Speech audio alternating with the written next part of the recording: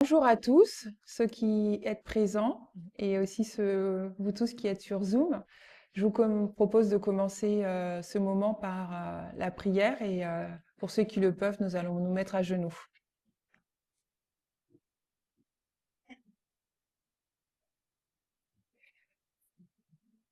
Éternel notre Dieu, nous voulons te remercier pour cette belle journée de sabbat avec ce beau temps que nous avons. Euh, Ici, nous avons la neige et en même temps le soleil, ce beau froid sec et c'est vraiment agréable de voir ce paysage magnifique. Nous sommes réunis en ce saint jour de sabbat et nous voulons te rendre gloire et honneur et nous voulons, Seigneur, aussi partager ta parole, partager tout ce que tu nous enseignes et nous te demandons de nous guider, de permettre que ton Saint-Esprit puisse ouvrir notre intelligence et que nous puissions comprendre et que ce message puisse descendre dans nos cœurs et transformer nos vies. Que tu puisses bénir chacun de nous et ce moment que nous allons partager et sois avec nous au nom de Jésus. Amen.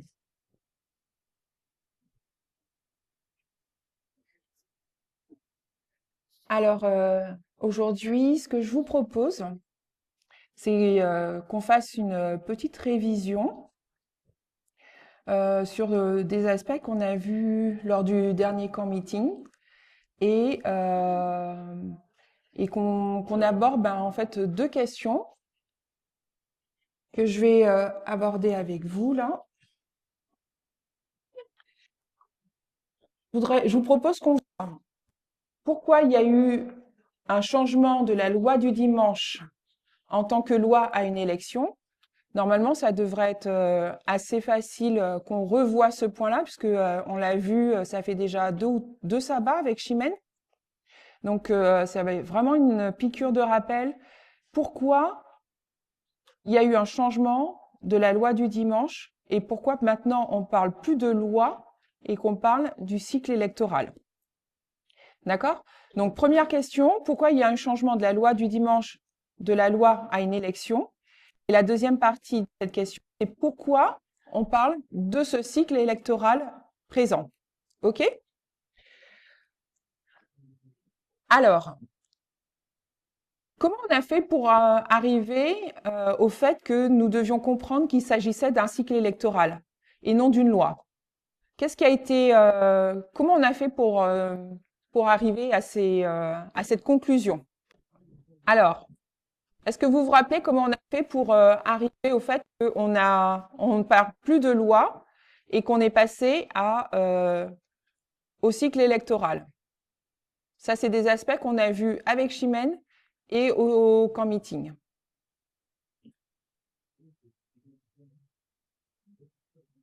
Alors, je vous préviens, j'ai pas du tout l'intention de faire un monologue, donc je compte sur vous.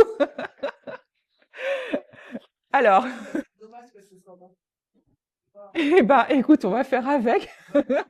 Alors, avant que Chimène va nous aider, mais il y a du monde ici dans la salle, il y a plein de personnes sur Zoom. Donc, comment on a fait pour arriver à cette conclusion? Est-ce que vous en rappelez? Rosemary, tu te rappelles comment on a fait pour arriver à cette conclusion?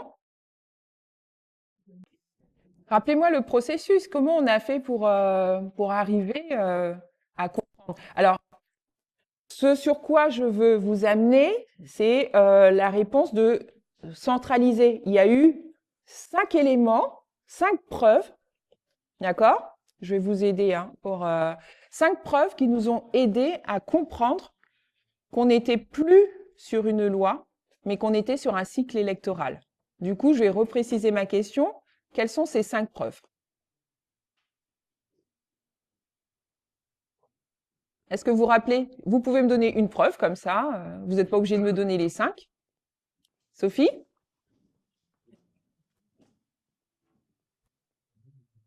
Alors, on m'entend ou pas? Ouais. Oui?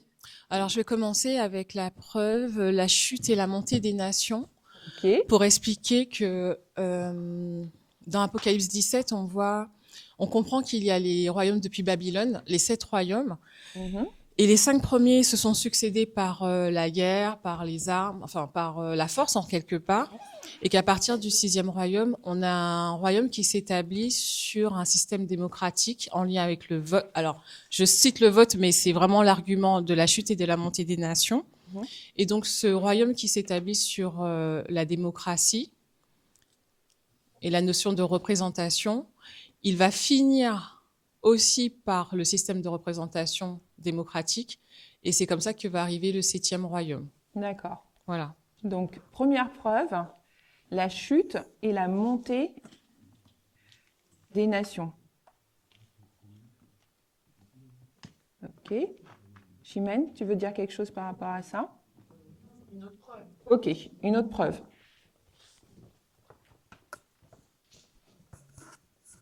On a vu QFMG, mais le déluge. Ok, donc on a vu, très bien. Ça, je vais le mettre en preuve numéro 3. Ok. Donc on a vu Déluge, le déluge. donc avec Gurgis, Mhm. qui nous ramène à la LD. Ok, Juste ça. U, F, M, G. Ok, très bien. Donc là, 4 et 5. Est-ce que vous vous rappelez des 3 autres? Rosemary, je te vois parler. Tu te rappelles d'une preuve? Je ne sais pas si on n'a pas vu Jules César, quelque chose comme ça. Ok, on a vu César. Ok, parfait. Il manque 2 preuves. Est-ce que vous vous rappelez des 2 autres preuves? Daniel 6. Ok, on a vu Daniel 6. Mhm. Et la deuxième? Et la deuxième preuve, qui est la dernière, du coup, que vous devez me donner? Est-ce que vous vous rappelez? Je regarde pas Chimène parce que je regardais en face de moi. Muriel.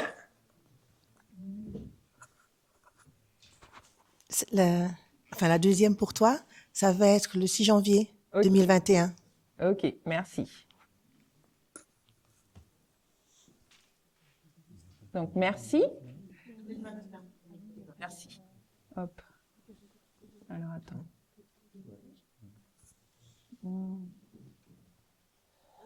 Ok, merci.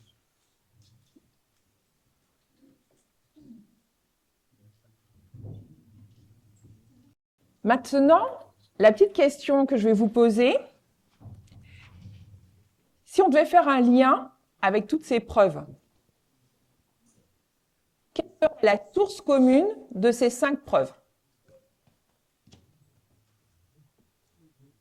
Est-ce que vous comprenez ma question? Ouais? Ok. Est-ce que sur Zoom, quelqu'un a une idée? Quelle est la source commune?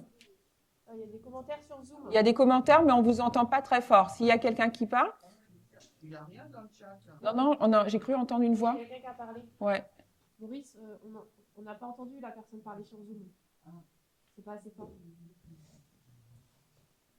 Vas-y, tu peux leur dire de répéter. Ah si, il y a quelqu'un qui a parlé. Il y a quelqu'un qui a parlé sur Zoom? J'ai entendu, est-ce que tu peux répéter Ok. Bah, Elisa et moi, on a eu l'impression qu'on a entendu quelqu'un. Oui, Chimène? C'est presque un dialogue. Donc, moi, je dirais la source. Est-ce que c'est pas Daniel et Apocalypse 17? Ouais, exactement. Alors, du coup, quand on étudie la chute et montée des nations, on va faire un petit peu dans le détail, mais on voit que toutes les personnes qui ont travaillé en fait concrètement sur ces thèmes et la raison pour laquelle on est arrivé à un cycle électoral. Si je vous fais la petite histoire, c'est que il y a eu plusieurs personnes qui ont commencé à travailler sur le sujet de la loi du dimanche. Et puis finalement, l'ancien Parmenides a demandé à ce qu'on cantonne sur la Bible, d'amener des preuves par la Bible et de ramener pourquoi on n'est plus sur une loi, mais d'amener la preuve pourquoi on passe à un cycle électoral. Et donc du coup, il y a eu 5 sujets qui ont émergé et sur lesquels, en fait, quand on va chercher, on arrive à trouver que la source, ça vient de Daniel. Et moi, aujourd'hui, je vais pas vraiment parler de la chute et montée des nations, ni du 6 janvier, ni du déluge, ni de César. On va vraiment rester sur Daniel 6. D'accord? Mais on va essayer de comprendre, en fait, si je vous dis la chute et montée des nations, dans Daniel, on va venir tirer ce principe. Quand vous pensez à la chute et montée des nations, vous pensez à quoi? Dans quel livre de Daniel? Alors, on va marquer donc ici. Donc, chute et montée des nations, le premier aspect, on le trouve dans Daniel 2. Quand tu me dis Daniel 2, tu penses à quoi? Alors, il faut prendre le micro. Donc, Muriel, tu as le micro? Oui. Ouais. En fait, dans Daniel 2, on voit la statue. Merci. Ouais. Et la statue nous montre la succession de différents royaumes en partant de Babylone. OK. Et donc, c'est ainsi que je vois la chute et la montée de royaumes.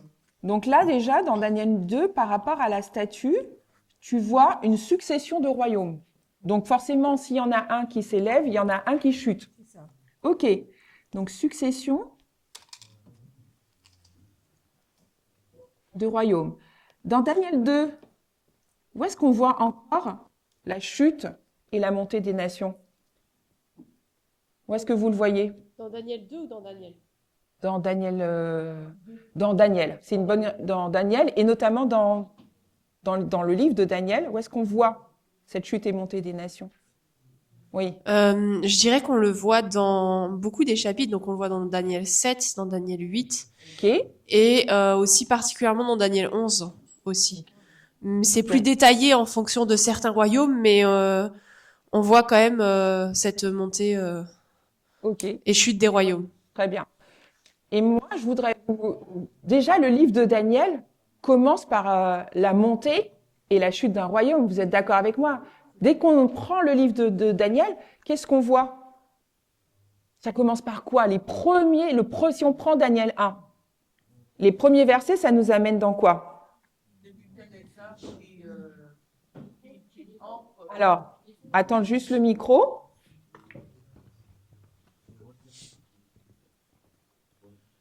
Nebuchadnezzar qui vainc le royaume d'Israël et qui emmène en captivité le peuple, on va Ok. dire. OK. Donc déjà là, on voit l'ascension de Babylone, la chute donc de Jérusalem. Donc déjà, Daniel va nous placer dans le thème en fait de la chute et des montées des royaumes parce que dès le premier verset, ça nous met dans un contexte où on voit s'élever un royaume par rapport à un autre. D'accord? Ensuite, si on doit dire, on va juste expliquer, on va juste donner les éléments mais pas forcément expliqué maintenant, d'ailleurs pour tous les autres. Le 6 janvier 2021, ça vous fait penser à quoi?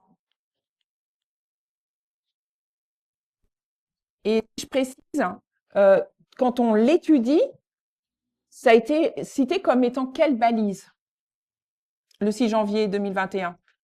Sophie?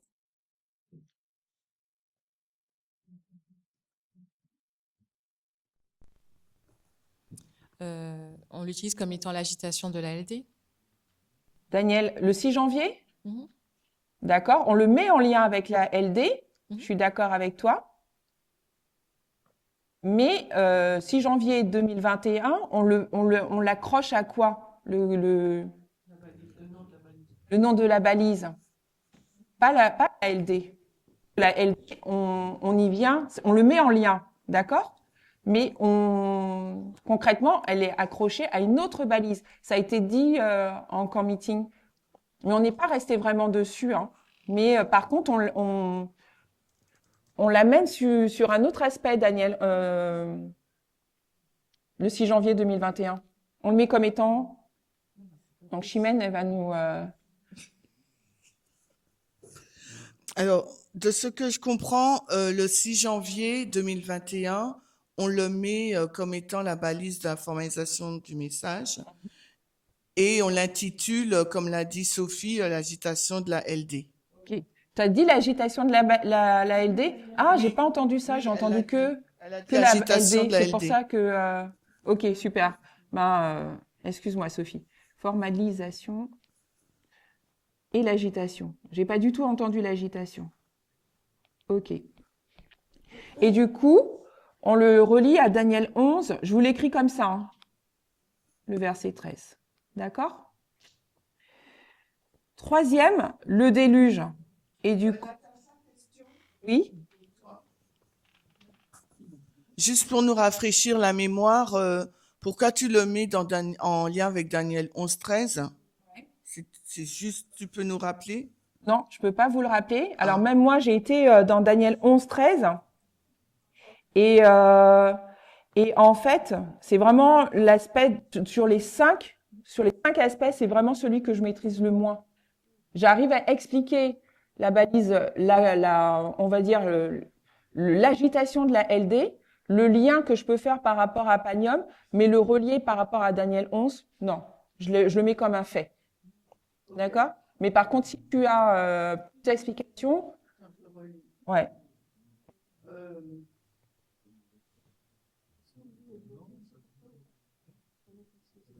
Pour moi? Non, je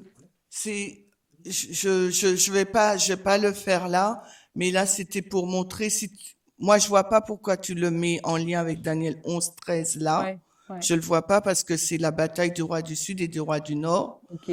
alors qu'en général, on le relie avec Panium.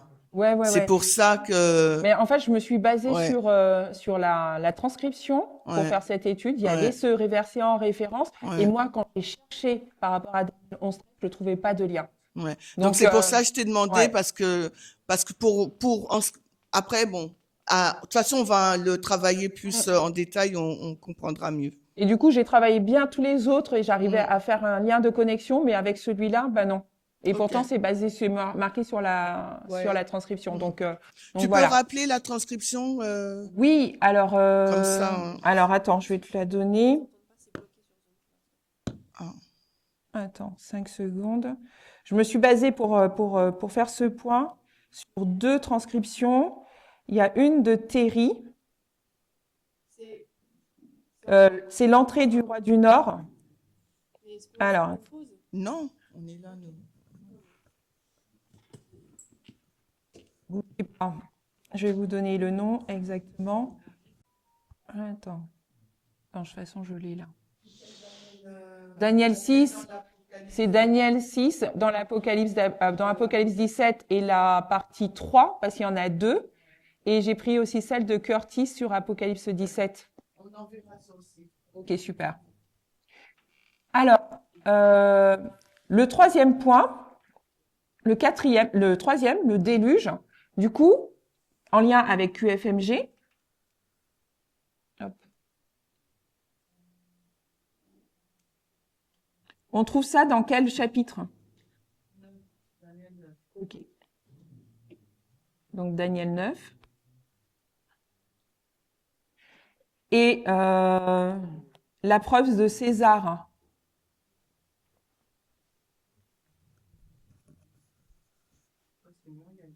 À Muriel. César.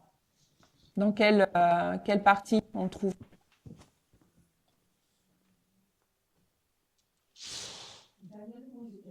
Et dans Daniel 11. Ok. Et le dernier point, Daniel 6. D'accord? Donc, quand on regarde tous ces aspects, la chute et la montée des nations, le 6 janvier, tout ça, les enseignants, tous ceux qui nous ont permis de mieux comprendre la LD, du coup, se sont basés sur le livre de Daniel.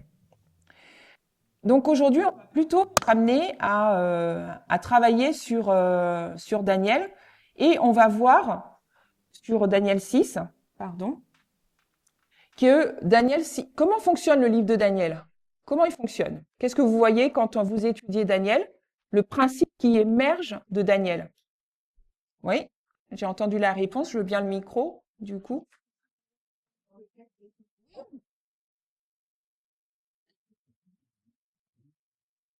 Après, vous êtes en face de moi, c'est plus facile.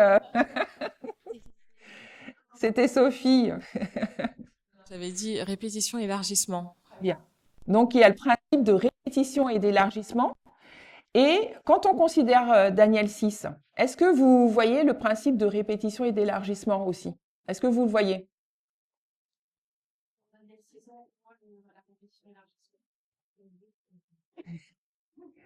En fait, ce que l'ancienne Terry, elle nous dit par rapport à Daniel 6, donc quand on étudie Daniel, on va voir, hein, il y a pas mal de répétitions et d'élargissements, mais Daniel 6 va être une preuve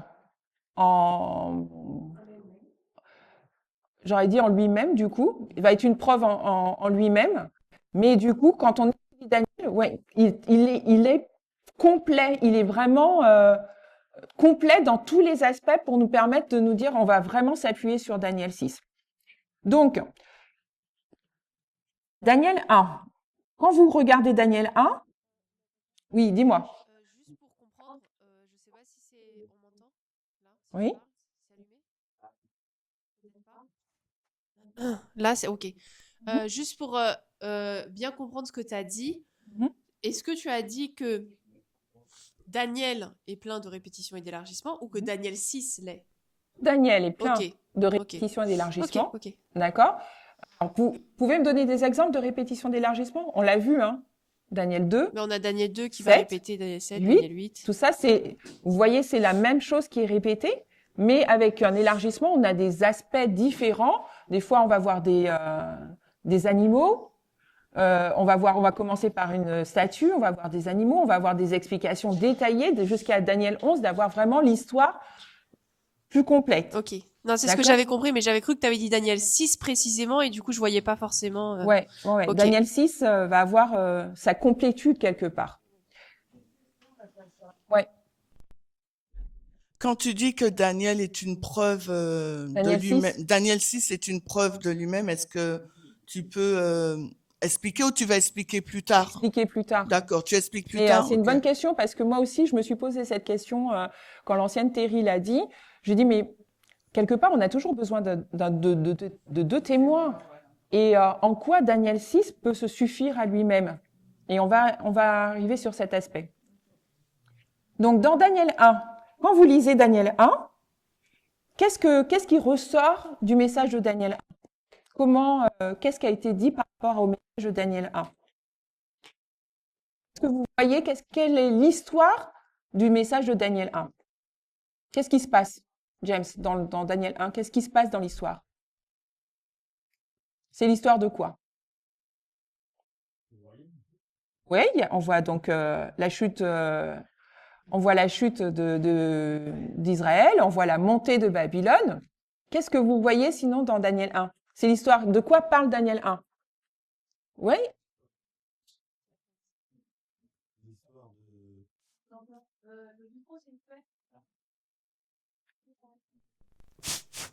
L'histoire de... L'histoire du royaume. Non, pas le royaume, mais Alors. plus précisément de... Oui.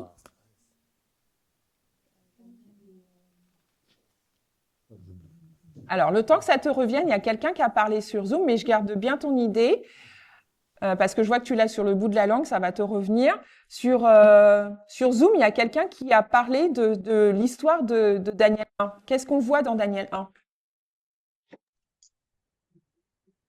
Sur Zoom, il y a quelqu'un qui allait juste parler. Est-ce que vous vous rappelez? L'histoire du royaume. Oui? Qui a parlé d'ailleurs?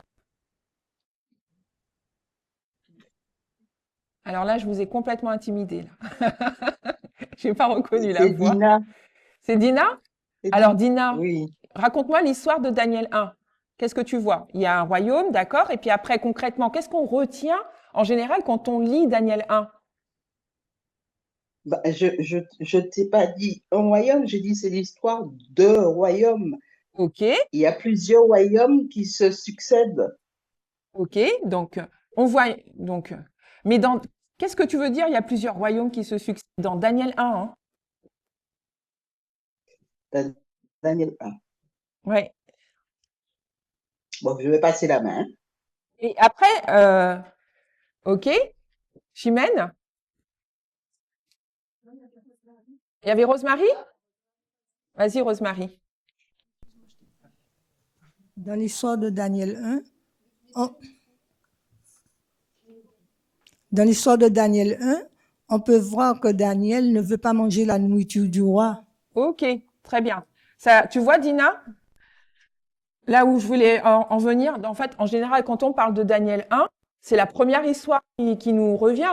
On propose un mets et il veut pas manger le repas du roi. Donc là, concrètement, qu'est-ce qui se dégage de cette histoire? On lui demande de faire quoi? Ou qu'est-ce que tu ressors de cette histoire? Daniel préfère glorifier Dieu que de glorifier le roi. Ok. Donc là, on lui demande de craindre le roi, d'accord? Parce qu'il doit, et d'ailleurs on voit, hein, Ashpenaz, il a peur de l'attitude de son roi, donc il y a une demande de craindre le roi, mais lui préfère craindre Dieu. Donc en gros, ce qui ressort dans l'histoire de Daniel 1, c'est le message du premier ange, d'accord?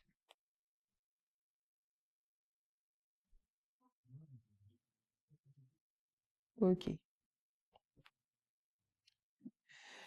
Dans Daniel 2, c'est pas comme ça que je voulais l'écrire, mais c'est pas grave, on va le refaire. Dans Daniel 2, c'est quoi l'histoire du coup de Daniel 2? Ça, tous les enfants connaissent l'histoire de Daniel 2, tout le monde, hein. C'est quoi, Rosemary? Nebuchadnezzar, Babylone, d'accord, mais quoi exactement? Le songe de Nebuchadnezzar. Le songe de Nebuchadnezzar. Vas-y, Johanna, et du coup, qu'est-ce qui ressort de ce songe?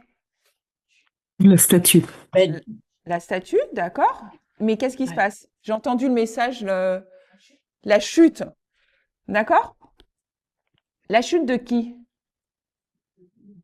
La chute littérale de Babylone. C'est l'idée que Babylone restera pas toujours comme lui le pensait, Nebuchadnezzar. Donc la chute de Babylone. Vous êtes d'accord? Oui. Et qu'est-ce que dit le message du deuxième ange? Babylone est tombée. Donc ça, c'est le message du deuxième ange. D'accord? Ouais. Et dans Daniel 3, c'est quoi l'histoire de Daniel 3? Si vous allez dans Daniel 3, qu'est-ce qui se passe dans Daniel 3? Hein? C'est l'histoire avec la fournaise. Je crois que Daniel dans la fournaise. Ok. La plaine de Dura. Hein? C'est les... Oui, donc là, tu dis comme quoi, en gros, ça nous amène au jugement. Donc là, il y a un décret, il y a la fournaise, d'accord? Et donc, il va y avoir un jugement. Et ça nous amène à quel message? Le message du troisième ange. Troisième ange. Ok. D'accord? Donc là, est-ce que vous voyez... donc là, il y a un test dans Daniel 1. Si Daniel, il réussit pas au message du premier ange, c'est-à-dire de craindre Dieu, il peut pas passer enfin Daniel et ses compagnons en fait, il peut pas avoir la révélation du songe. Et après, concrètement, même si Daniel n'est pas représenté dans les trois qu'on voit là, mais concrètement, ils sont ensemble, il peut pas réussir au message du troisième ange. D'accord? Donc là, on voit bien la notion de test et le message des trois anges. Alors, ok. Et alors, je vous ai dit tout à l'heure qu'il y avait une répétition et qu'il y avait aussi un élargissement. Et donc, la répétition et l'élargissement, on va le voir où? Donc là, si je mets Daniel 1, Daniel 2, Daniel 3, ça je sais qu'on l'a fait sabbat dernier avec Chimène. Hein? Donc c'est hyper facile, il y a 15 jours. Donc, on va le mettre en répétition avec quoi vous allez le mettre en répétition? Donc, on met en répétition Daniel 1, 4, 4, Daniel 5 et 6. Daniel 5 et Daniel 6. OK. Alors, pourquoi, je te garde France-Lise, pourquoi tu vas mettre Daniel 4 en parallèle avec Daniel 1? Qu'est-ce qui se passe? Parce que l'histoire se répète dans le sens où on aura le message du premier ange, du deuxième et du troisième. OK. Donc, OK. Tu vois où le message du premier ange dans Daniel 4? C'est l'histoire de qui? Daniel 4, qu'est-ce qui se passe dans Daniel 4? Alors, ça peut être France-Lise, mais ça peut être quelqu'un d'autre. Concrètement, qu'est-ce qui se passe dans Daniel 4? Mhm. Mais moi, je peux pas trop parler, alors excuse-moi. D'accord. L'histoire de Daniel 4, qu'est-ce que vous voyez? Rosemary, tu te rappelles? Alors, est-ce que Rosemary peut avoir juste le micro? On voit l'histoire de Nebuchadnezzar. OK, mais plus précisément. Sa chute, en fait. Mais avant sa chute. Il y a un songe. Oui, Et qu'est-ce il a qu'on eu lui dit ça. dans ce songe? Eh ben, d'être humble Ouais, et de craindre Dieu. craindre Dieu. D'accord? Donc, Daniel 1, on voit Daniel qui va décider de craindre Dieu. Et dans Daniel 4, on demande à Nebuchadnezzar de craindre Dieu. OK? Il ne le fait pas. Et du coup, ça amène sa chute. D'accord? Et qu'est-ce qu'on voit dans Daniel 5? Daniel 5, c'est l'histoire de qui? C'est l'histoire de Belshazzar. Donc là, on a Nebuchadnezzar et on a Belshazzar. Et donc Belshazzar, qu'est-ce qui se passe concrètement dans cette histoire? C'est la chute de Babylone. Tout le La monde chute, connaît cette oui. histoire. Qui c'est qui voulait parler sur Zoom? Non, je disais que c'était la chute de ce royaume, de Exactement. Belshazzar. Donc la chute, on a Méné, Tekel, lui faire signe, tout le monde connaît. Donc là, avec Belshazzar, on voit concrètement la chute littérale, d'accord? Ça avait été annoncé dans Daniel 2, mais on le voit se concrétiser dans Daniel 5. Et dans Daniel 6, cette fois-ci, on a Darius, ok? Et là, qu'est-ce qui se passe avec Darius? On a un jugement, on a un décret de mort. Alors, est-ce qu'on peut lui donner le micro? Alors, comment tu vas me décrire à la fois le décret de mort, le jugement? Comment ça se décrit dans l'histoire? Dans Daniel 6, Ouais. le décret, c'est que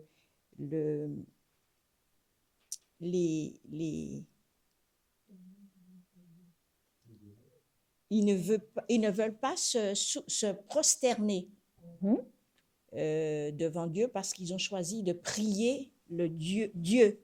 OK. Et pas se tourner vers le roi. OK. Et comme ils refusent, il sera jugé. On va les jeter dans la fournaise ardente. Alors. La fosse aux lions, pardon. Okay. La fournaise ardente, c'était dans Daniel 4. Ouais, elles se ressemblent. Hein, alors, c'est les trois Donc, les Daniel compagnons 3, de Daniel. Daniel 3, c'est la fournaise. Et Daniel 6, c'est on est avec Darius. Non, Daniel 6. Daniel, c'est Daniel qui a prié en direction de Jérusalem. Oui, et il sera jeté dans la fosse aux lions. Exactement.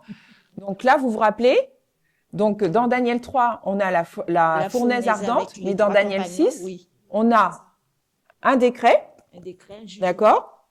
Et ensuite, il va pas respecter, de ne pas prier en direction de Jérusalem, et du coup, il va y avoir un jugement.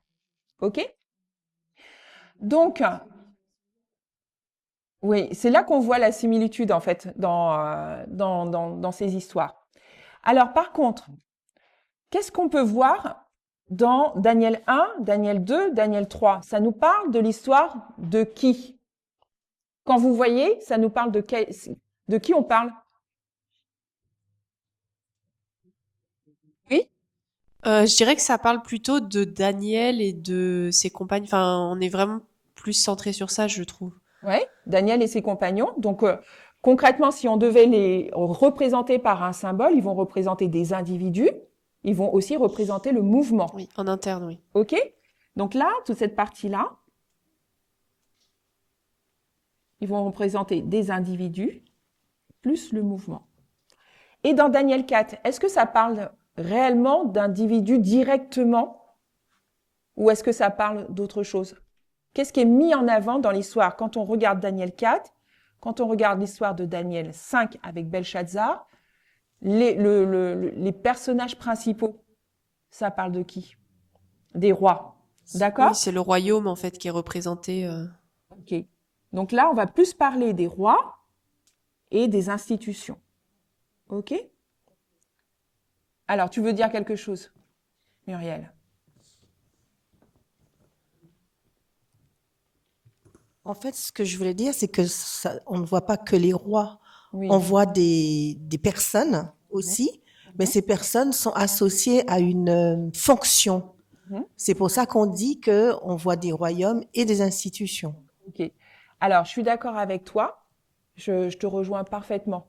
On voit des personnes qui sont reliées à des fonctions, et notamment quand on amène Daniel 6, on voit par exemple que Daniel, il a un titre, en fait, il a une fonction qui va avoir un lien politique quelque part, c'est sa fonction au sein d'un gouvernement.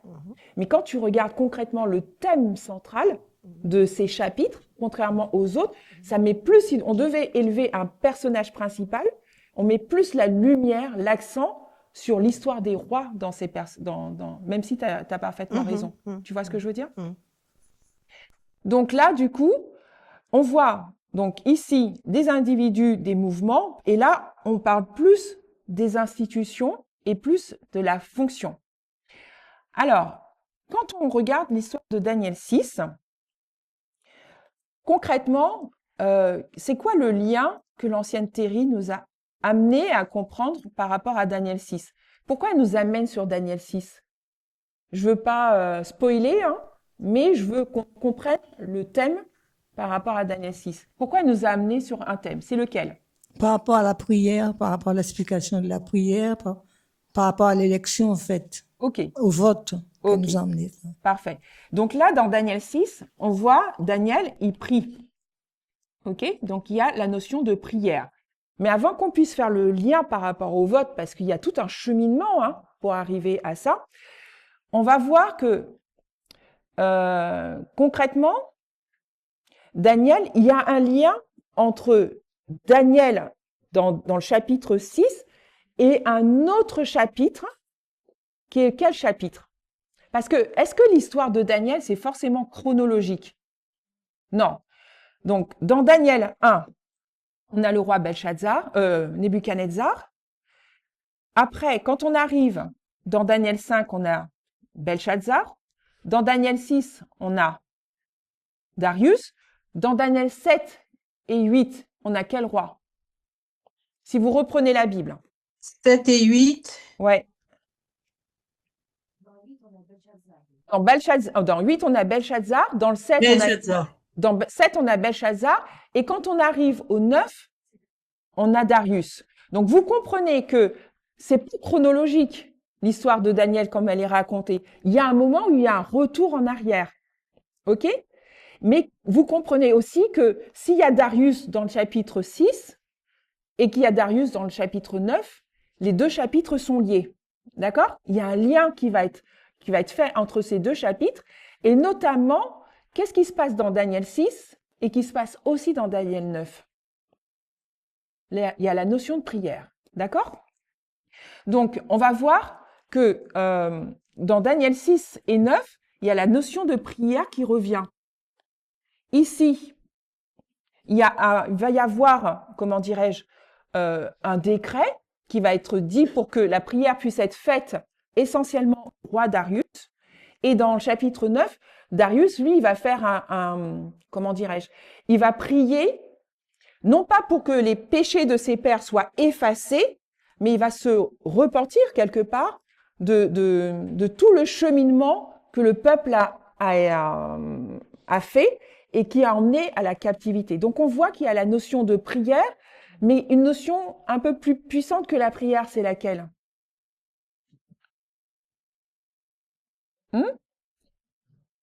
Il y a une notion, une deuxième dimension à la notion de prière qu'on voit bien dans Daniel 9, qui est la notion d'intercession. D'accord? Alors, je vais sur ces aspects, parce que ça va forcément avoir un lien. Il faut qu'on arrive à comprendre, pourquoi on arrive à la notion du vote. Il y a un petit point que Muriel a amené tout à l'heure à comprendre, c'est que quand Muriel disait tout à l'heure qu'ici, qu'il y avait la notion de fonction. Vous êtes d'accord? Daniel 4, Daniel 5 et 6, il y avait la notion de fonction, c'est-à-dire quel titre ils vont jouer, la fonction qu'ils vont avoir. Et Muriel, qu'est-ce que tu veux nous amener comme point essentiel à comprendre dans cette notion? Oui, en fait, moi, je voulais accentuer dessus parce que dans les Daniel 1, 2 et 3, tu nous as montré qu'il s'agissait d'individus. Et dans cette deuxième partie, 4, 5 et 6, ce sont certes des individus, mais c'est pas ce qu'on doit considérer, c'est d'abord la fonction qu'ils occupent. Oui. Et donc, dans le cas de Daniel, le fait qu'il travaille pour le gouvernement de Babylone, si je peux le dire comme ça, eh ben, il remplit une fonction dans ce cadre-là. C'est ça que je sais pas si c'est ce que tu veux dire. Oui, c'est exactement ce que je voulais que tu dises, mais concrètement aussi, ça nous permet de voir le rôle des institutions. C'est ça. Le rôle des institutions qui n'apparaît pas dans Daniel 1, non, mais qui se dégage de par les fonctions qu'occupent ces personnes. On voit aussi le rôle des institutions, comment l'aspect politique se met en place, on le voit plus se dégager de cette partie. Voilà, c'est que l'aspect politique qu'on doit voir dans ces parties-là. On ne doit pas voir Daniel en tant que Daniel, mais on doit voir Daniel en tant que gouverneur d'une province de Babylone. Exactement. C'est le gouverneur qui joue un rôle dans cette histoire. Ok. Et c'est bien que tu utilises le terme gouverneur parce que concrètement, le terme gouverneur amène à son rôle, sa fonction dans l'institution. C'est-à-dire que dans Daniel 4, on voit qu'il y a une institution qui fonctionne. Pourquoi? Parce que le roi va être mis de côté. Mais est-ce que ça va continuer à fonctionner? Totalement. D'accord? Donc là, on voit qu'il y a une institution qui est mise en place avec des règles, avec un ordre, avec une organisation. Et c'est important de comprendre ça. Je ne sais pas si on aura le temps de le voir, mais concrètement, il y a les institutions qui sont importantes à comprendre et qui se dégagent de la deuxième partie de Daniel qu'on ne voit pas apparaître dans la première partie. D'accord? Alors, qu'est-ce qui se passe dans Daniel 6? Dans l'histoire de Daniel 6, on a les Mèdes et les Perses, dès qu'ils vont arriver, qu'est-ce qu'ils vont faire tout de suite quand ils vont arriver? Qu'est-ce qu'ils vont mettre en place? Si vous lisez, c'est dans les premiers versets, qu'est-ce qu'ils vont mettre en place? Ils vont mettre une loi, mais qu'est-ce que va faire le roi Darius? Prenez les premiers versets. Une organisation. Il va mettre en place une organisation. OK? Et cette organisation, elle va être faite de comment?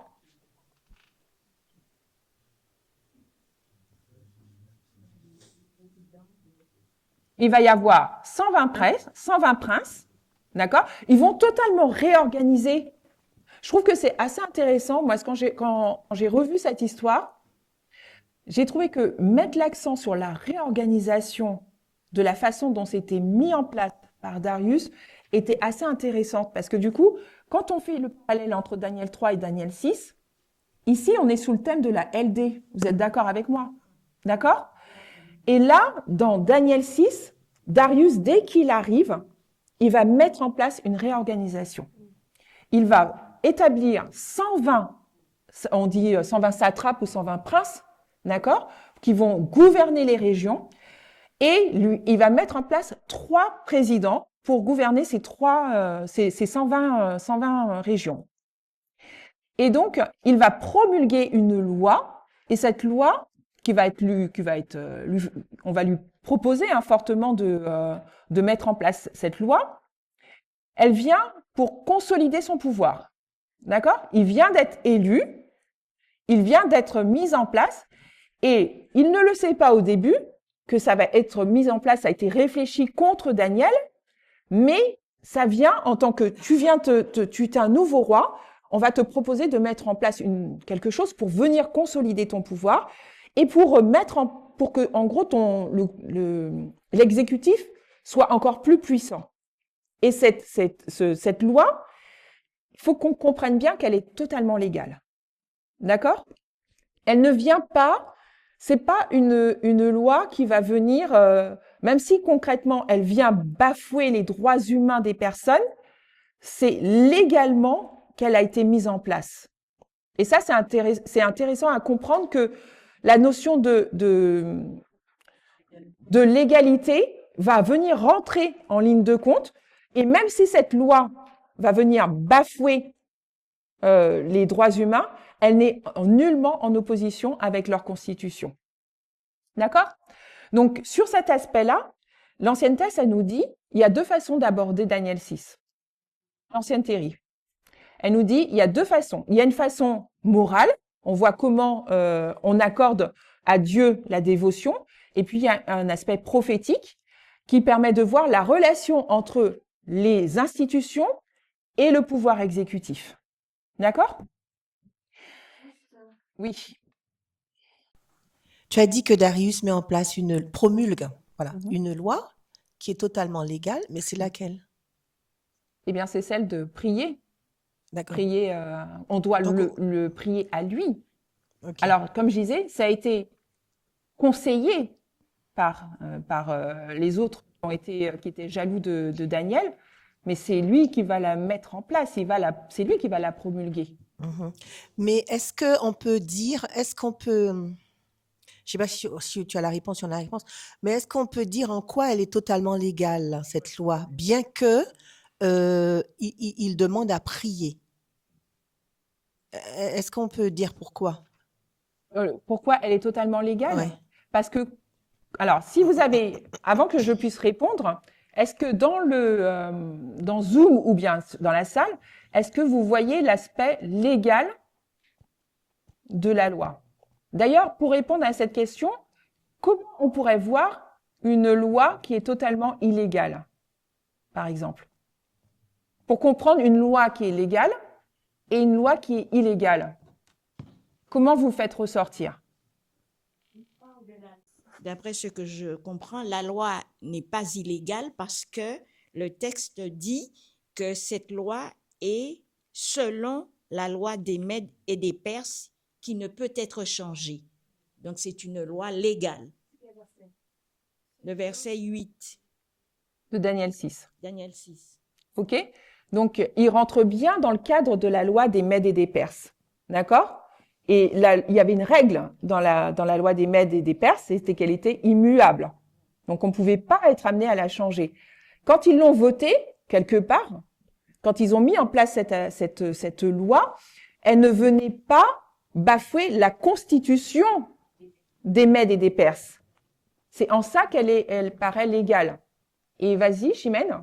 Moi, je veux juste qu'on explique, parce que c'est vrai que moi aussi, quand j'ai présenté, j'ai mis l'accent dessus, et je vois que toi aussi, tu mets l'accent dessus. Mais en t'écoutant, je me dis, mais peut-être que les personnes ne comprennent pas pourquoi on met l'accent sur le fait que cette loi, elle est légale. Tu vois? Okay. Alors. OK. Alors, c'est important. C'était sa question. Voilà, ouais. Alors, Natacha, j'ai une question. C'est-à-dire, effectivement, je prends effectivement le temps de t'écouter en expliquant cela. Et moi, la question que je me pose, est-ce qu'on peut dire ou est-ce qu'on peut penser que c'est une pratique, une habitude qu'ils avaient, le fait effectivement de mettre en place cette loi, et tu dis effectivement, tu expliques qu'elle est légale. Donc, de par cette légalité, est-ce que c'est une pratique qu'avaient les Mèdes et les Perses? Alors, j'entends ta question. Ça peut être une pratique qu'ils avaient de mettre en place. Le point important je dirais, qu'on veut ramener dans cette histoire, c'est la notion de l'égalité de la loi.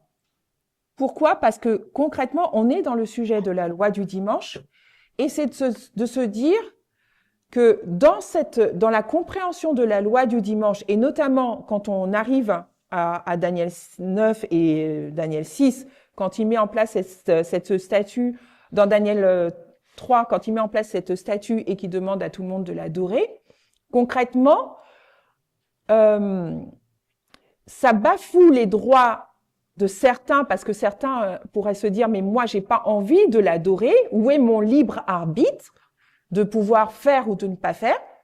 Mais en soi, concrètement, quand il va le mettre en place, il ne va pas aller en dehors du cadre légal de la Constitution de Babylone ou du cadre légal de la Constitution de la loi des Mèdes et des Perses. D'accord? Tu veux compléter? Oui. En fait, moi, pour m'aider à comprendre cette notion de l'égalité de la loi, ce que je comprends, c'est que Nebuchadnezzar,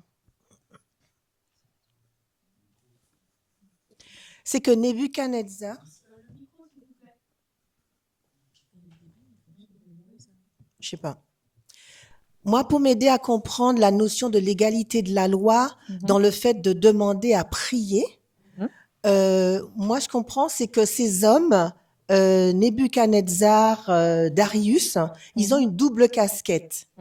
Ils sont rois et ils sont dieux en même temps. Merci. Donc, forcément, comme ils ont cette double casquette, c'est totalement légal dans leur pays de dire qu'il faille les prier. Okay. Mais pour quelqu'un qui n'appartient pas à cette nation, à cette culture, pour lui, c'est illégal. Alors, le fait qu'il apparaisse, alors tu dis pour quelqu'un qui n'appartient pas à cette nation, pour lui, c'est illégal. Mais même pour quelqu'un qui n'appartient pas à cette nation et qui vit dans cette nation, le fait qu'il le fasse, c'est pas illégal vis-à-vis de l'autre. Ça bafoue ses droits personnels, certes, oui, mais ce n'est pas illégal vis-à-vis de cette personne. Non, oui, je comprends ce que tu veux dire. Mais ce que je veux dire, c'est que le fait d'établir cette loi, ça n'a rien d'illégal. C'est quelque chose de normal de le faire.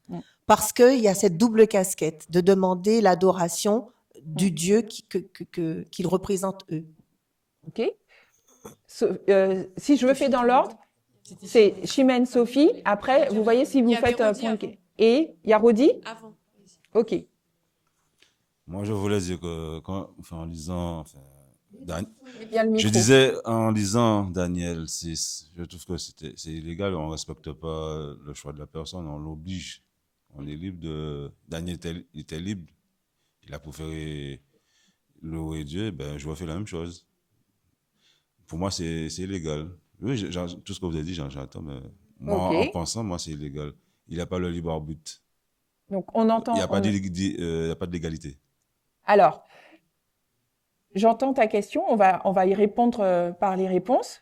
Est-ce que, du coup, la question qu'on peut se poser par rapport à ce que Rodi est en train de dire, est-ce que parce que la loi ne respecte pas quelque part l'égalité de tous, est-ce que ça la rend illégale?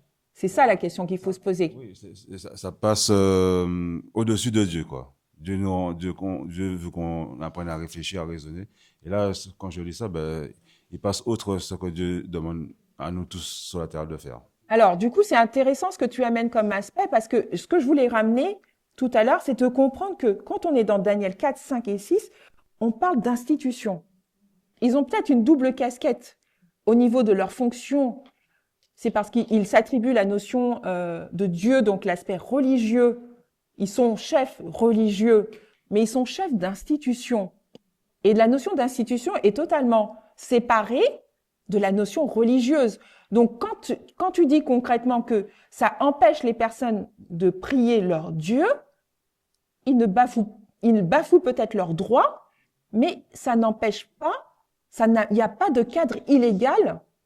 Il y a une forme de comment dirais-je, c'est pas illégal par rapport aux lois. D'accord? Natacha, c'est Pascal, tu m'entends? Ouais, je t'entends. Je voudrais juste te donner un exemple pour pouvoir illustrer ce que vous êtes en train de dire.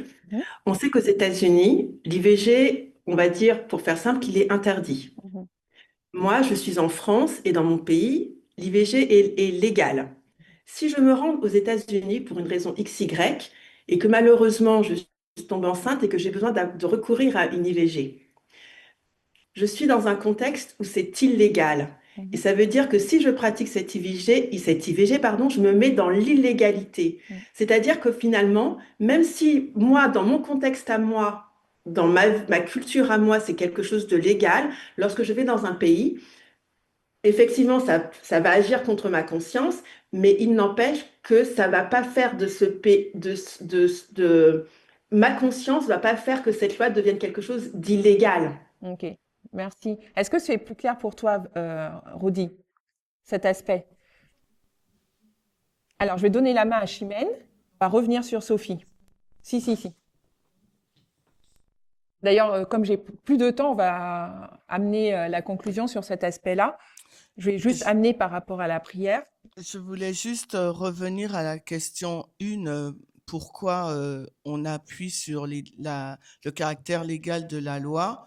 C'est vrai qu'il y a des réponses qui ont été données, mais je pense qu'on oublie un point important dans tout ce qui a été dit et qui, je suis d'accord, hein, c'est que notre compréhension adventiste et de l'esprit de prophétie nous disait que c'était un décret inique. Donc, et c'est ça le pont qu'on fait avec l'accent qu'on met sur la loi, elle est légale. Parce que dans notre compréhension et notre éducation par rapport au sujet de la LD, on a toujours cru que ça serait une loi qui va bafouer notre conscience, qui va être à l'encontre des lois. Et là, on met l'accent sur ce point depuis l'Afrique du Sud pour montrer que même si cette loi, comme tu l'as dit, elle bafoue les droits humains, mais elle est dans un cadre constitutionnel. Donc, c'est ça le pont. Ok. Merci, Chimène. Sophie?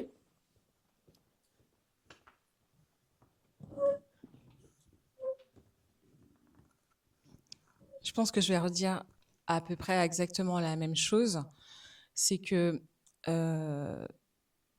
quand Darius il fait la loi, que ce soit à la fois parce qu'il est prêtre ou roi, en fin de compte, ça rentre dans ses attributions. Donc, forcément, puisque c'est son droit, c'est forcément légal.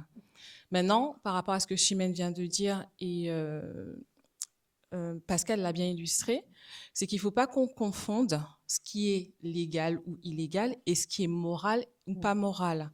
Et quand elle faisait référence à inique, c'est parce que ce n'est pas moral, mais par contre, c'est légal.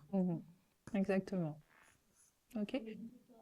Alors, Rodi veut dire quelque chose. En tout cas, en entendant tout ça, la loi de l'homme, elle n'est pas bonne du tout. C'est pourquoi je serai désobéissant à l'homme, mais pas à Dieu. Alors, on peut comprendre que certaines lois puissent outrager du coup la conscience de certaines personnes. Il y a d'ailleurs même en France, si on regarde, certaines lois n'ont pas été forcément en termes d'égalité pour tous, mais elles ont été quand même appliquées. Et c'est là où il faut qu'on fasse la distinction entre, comme disait Sophie, entre ce qui est légal et ce qui est moral.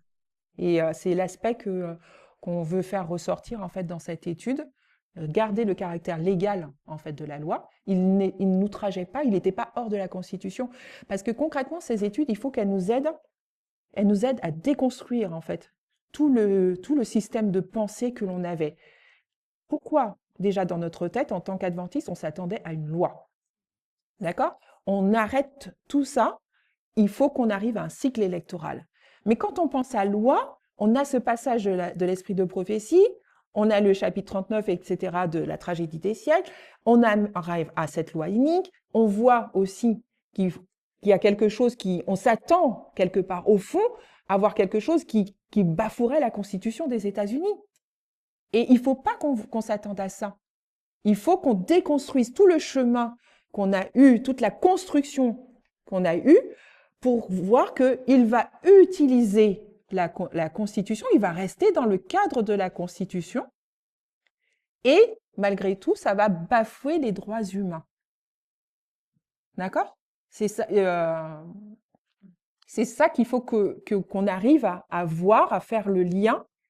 Et Pascal l'a illustré, donc l'aspect moral de la situation, même des droits humains. On sait que c'est totalement inhumain d'empêcher, par exemple, dans le cas de, j'en sais rien, dans le cas d'une maladie, un enfant qui peut atteindre à la vie de la mère. On se dit, mais comment on peut forcer quelqu'un à aller jusqu'au bout de sa grossesse et pourtant sa vie peut être touchée? On réfléchit, on se dit, mais comment est-ce que ça peut être concevable? Mais pour eux, dans le cadre, parce qu'ils ont voté une loi, eh bien, ils restent dans l'aspect légal de cette loi. OK? Du coup, merci à vous tous pour votre participation. On n'a pas pu voir la notion que... Je termine sur la notion d'intercession que je voulais faire pour qu'on arrive à la compréhension du coup du mot suffrage qui nous permettait de faire le lien avec le vote. Et du coup, quelqu'un d'autre le fera, mais j'ai trouvé que c'était assez intéressant de voir la prière dans Daniel 6, la prière d'intercession dans Daniel 9, parce que quand on va chercher la définition par rapport à suffrage, on arrive à comprendre prière, suffrage, le lien qui existe entre eux. Et je vais juste terminer avec une citation que l'ancienne Terry nous a donnée lors du camp meeting pour qu'on puisse comprendre du coup le lien qui peut être fait par d'autres personnes entre le droit de vote et l'accès à la prière. C'est en 1965, Martin Luther King Jr. Manifestait pour faire adopter la loi sur le droit de vote des États-Unis et il a déclaré ce qui suit, ce qu'il fallait que les choses changent. Il y aura un changement car refuser à une personne le droit d'exercer sa liberté politique aux urnes n'est pas moins un acte ignoble que de refuser à un chrétien le droit de prier Dieu. Donc j'ai trouvé qu'il faisait vraiment le lien entre la prière et le vote. Donc voilà. Merci à tous pour votre participation. On va terminer par la prière. Donc, je vous invite à prendre la position qui vous convient. Je vais me mettre à genoux.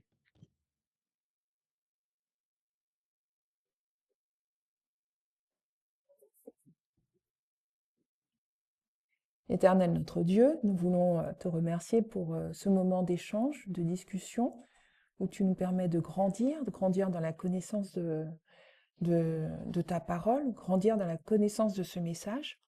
Nous te réclamons une meilleure encore compréhension sur ces sujets qui sont tellement profonds. Bénis-nous, bénis ton peuple et bénis le moment que nous allons partager, nous allons continuer à partager en ce 5 jours de sabbat. En ton nom, nous t'avons prié, Jésus. Amen.